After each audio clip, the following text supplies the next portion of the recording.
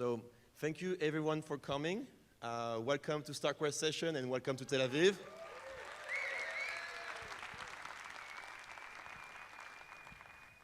I'm Louis Gutman, I'm ecosystem at StarkWare, and let me introduce my beloved boss and StarkWare founder, Eli Ben-Sasson and Uri Koloni.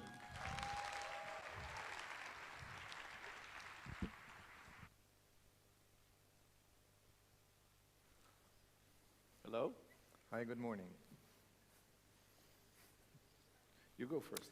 Hi, everyone. I'll go first. So welcome to StarkWare Sessions 2. I hope you're enjoying this beautiful winter day. Tel Aviv winters are very gentle. The first StarkWare Sessions took place 4 years ago. It was a much smaller affair. I think there are about 1,000 people in town this week for this event and a bunch of related events. Lots of talks and panels and lectures and I think a pretty massive hacker house and parties. So there's a fair bit going on.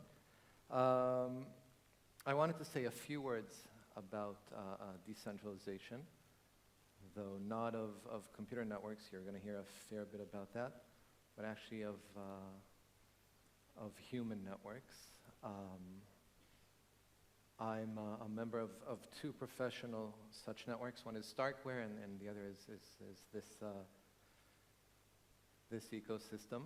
And when we talk about decentralized networks, there's this focus on the resilience of the network. That's this very elusive property that we aim to ensure. How do we ensure the network continues uninterrupted even when a node is down? And naturally, there's very little attention to what happens to that node when it goes down. So I wanted to tell you a bit about that experience, that emotional experience, as one such node in this network. In early November, I was in London on a business trip, and I went down. My family and we discovered that my wife is in fact very ill. And I came back home promptly, and I immediately went on an open-ended leave of absence. I'm still on that leave of absence. I'm far from done. Sort of this past week, I was able to resurface. And in the weeks that followed, I watched with a sense of relief StarkWare and the ecosystem continuing to operate completely unfazed, unperturbed by my disappearing act. I went on and from one day to the next, I just vanished. And with a sense of relief, because it meant that I can focus 100% of my energy on my family and my wife and my kids, where it was and still very much is needed. But I must admit also with a sense of joy and pride to know that I took part in building such a resilient human network. And a lot of people in this network reached out over this period with prayers, depending on how you count, probably half a dozen different religions, and recommendations for healthier diets and books to read and TV shows to binge on, and many offers to drink coffee, and just very simple messages saying, we're thinking about you and you're missed, and we hope things are getting better.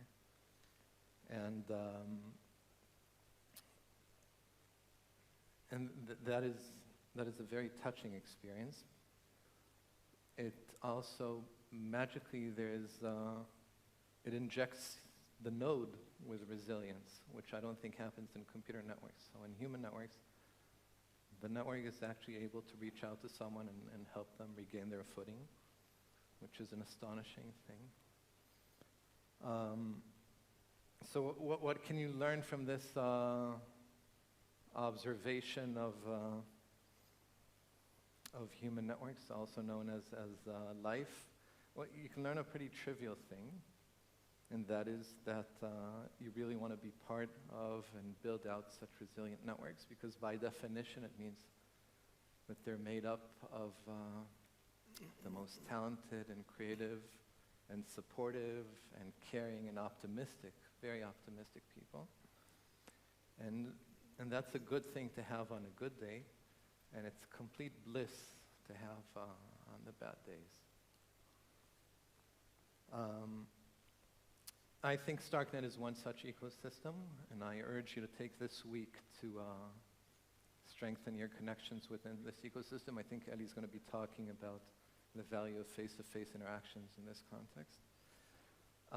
Before I hand it off to Eli epitomizes all these traits in my book. I wish upon each and every one of you a co-founder like him and a friend of 35 years and counting like him.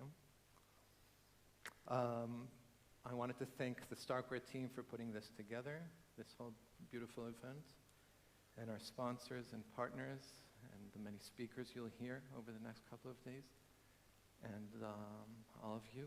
So enjoy, and God bless. Don't go anywhere.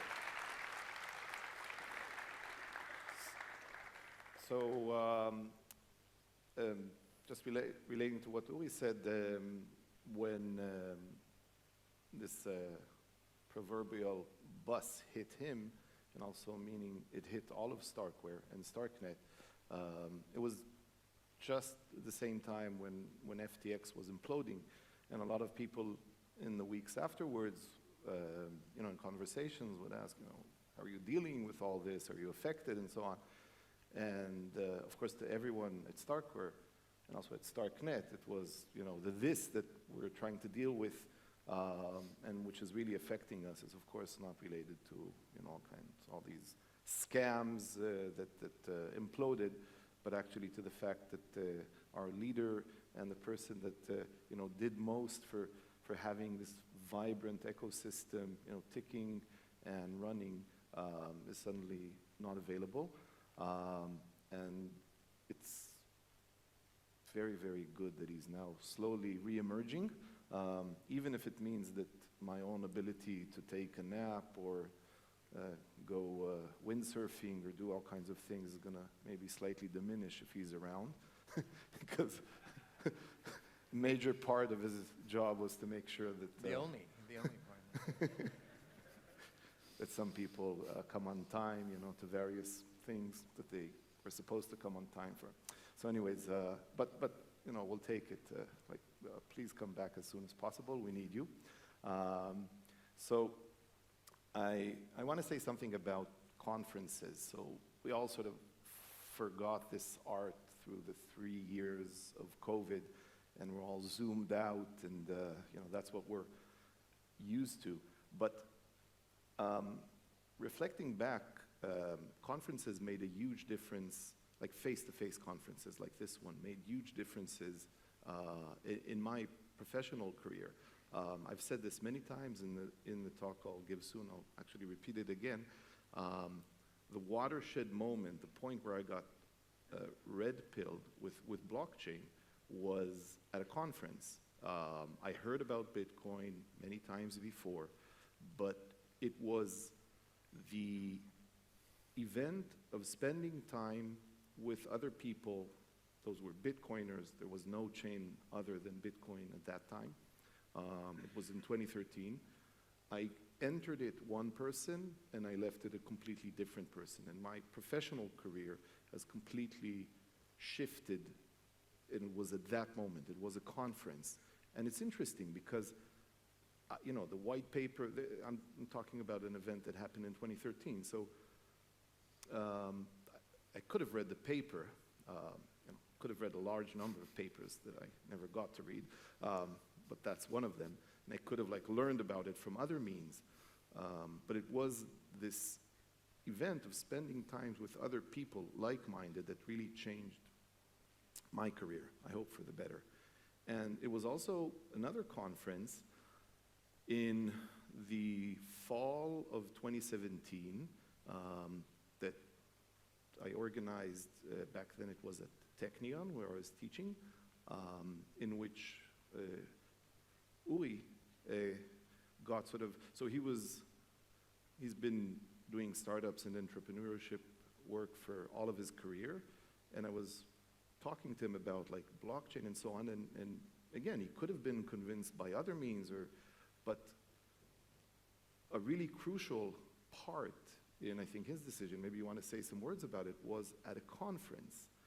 And why am I saying this? I'm saying it because I wish upon everyone here that you take these 2 days to, connect to people who are like-minded in caring about long-term scale blockchains and what they stand for, validity proofs, ZK proofs,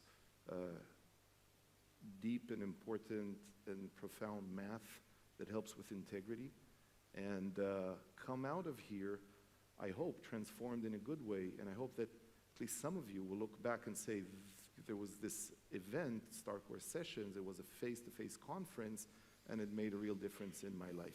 If a handful of you in 5 years will say such things, then I think we've succeeded. Uli, do you want to say something about... The first person I met at that conference, you brought me there. I just came as your friend, and you said, well, this guy, his name is Vitalik. I said, oh,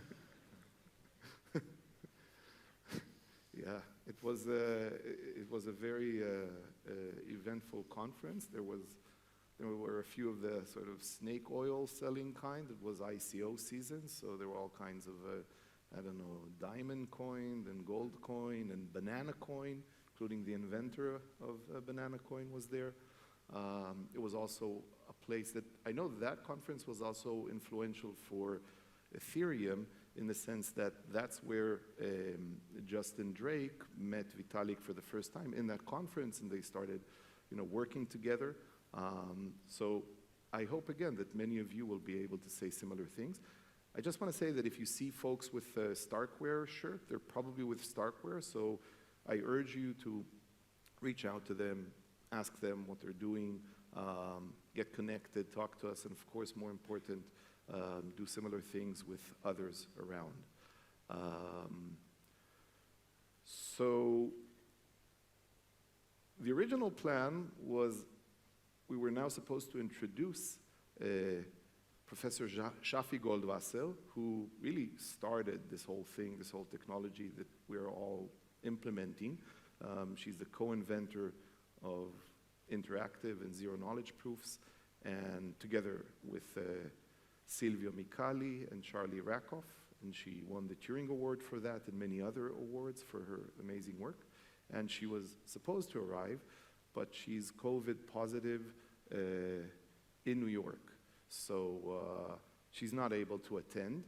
And because of that, we did a small shift in the program. So my talk was supposed to be after lunch, but I'll be speaking next. So Uri, if you want, you can introduce me, or I could always introduce myself and say I am very happy to be able to be here. But he's very happy to be able to be here. I'm kind of happy in a general sense. So I can go off the stage and then come back again, and then